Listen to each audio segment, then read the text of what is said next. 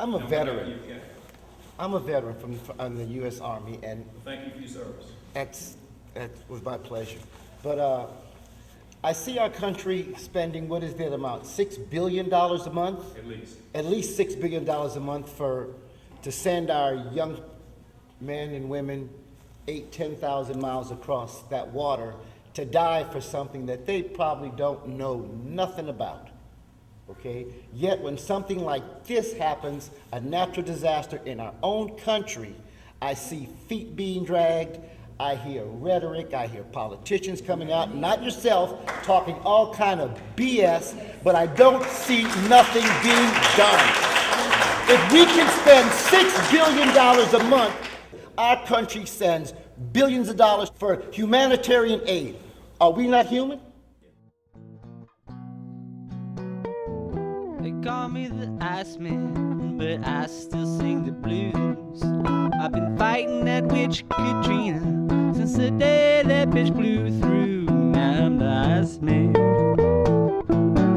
Oh yeah, got all you need.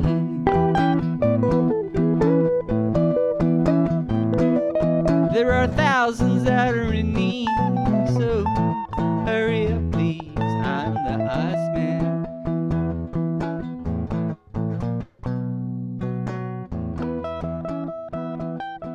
I call Katrina the great equalizer, because she didn't care who you were. The wealthy lost property just like the poor. The difference is the wealthy will be able to rebuild a whole lot quicker than the poor.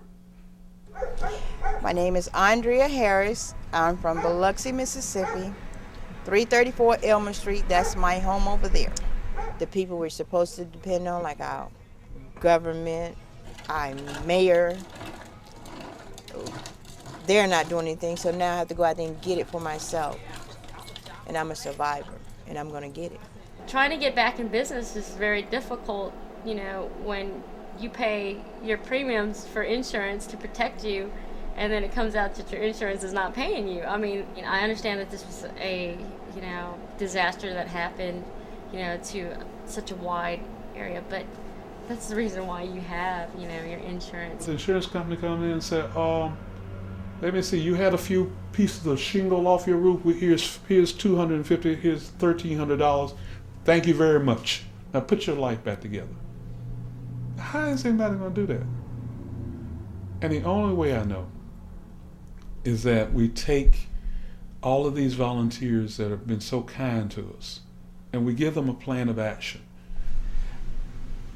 I think as a society, we may have become too expecting of government to be the source of solution of problems. So initially my thoughts were that the volunteer activity was filling in for gaps that the government should have met. And I certainly believed that and felt that early on. I'm maybe not quite so certain in that belief today. I think there is a very significant positive role for volunteer activity. This was one of the worst hit areas, in terms of sheer destruction. The coast was by far the worst area, and East Biloxi, the area we were in, was at the top of that list. It took FEMA almost 7.5 weeks to get here. The Red Cross came in 2 days after they did.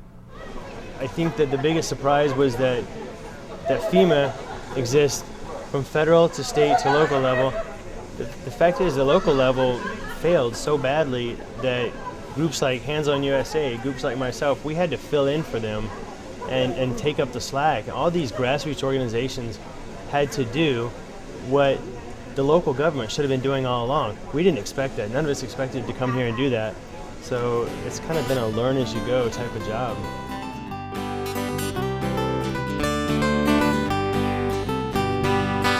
Hey, Mr. FEMA man, why don't you come see me? I've been living in a tent, me and my poor family. Hey, Mr. Insurance man, why don't you come pay me? Well, I paid you all these years so faithfully. Well, you left us high and dry now. My wife just wants to cry now. My children looking battered and worn.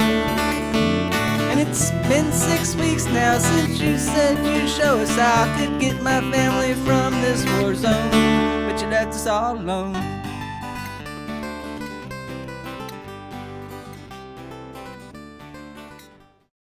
someone needs to open their eyes so everybody, we can get outside so people will know what our government and our congressmen and our mayor and our senators are doing to us. We're on the back burner now.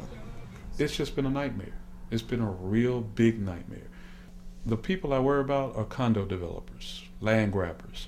If we don't get people back into their homes, if we don't stabilize that situation, then all of that land that people have had for years, they built homes, they built families home, it's going to get gobbled up. Because if you don't have money to rebuild your home, somebody walks in and say, look, I give you $10,000 for this, and you're faced with a choice of no home, no money, and here's $10,000. Most likely you're going to sell. I'm not a conspiracy theorist, but I know that it would be a lot easier for the mayor and his developers to rebuild the coast the way they want to if the people that are staying would just get up and leave. And you can do that real easily by taking away their free medical, taking away their free food, all their free clothes. That'll push them out, and it makes things a lot easier from a developer standpoint. So, I mean, I think it's sickening to see it happening, but it's just politics. People have first got to believe that they have a chance to recover. And all they need is a small chance. And they're staggered that people from that far away cared enough to come here to help them. And that emotional impact on those people is what I find sweet. And the simple message that someone cares, that's the message they get from the volunteer presence. And frankly, it's the opposite of the message, to some extent, they get from, unfortunately, from the government presence. There's a verse in the Bible about being, faith the size of a grain of mustard seed. Hope is like that. If you can just give people a kernel of hope to hold on to, when they don't see anything else except that little glimmer of hope, they will reach for that glimmer of hope and they will get it, they will pull it, and they will cling to it. And with that, you can make some magic happen.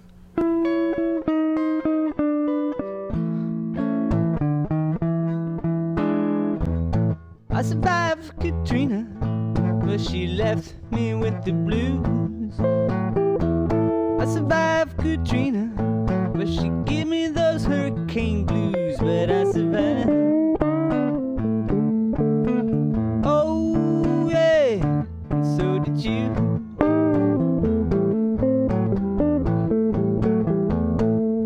I survived, I survived.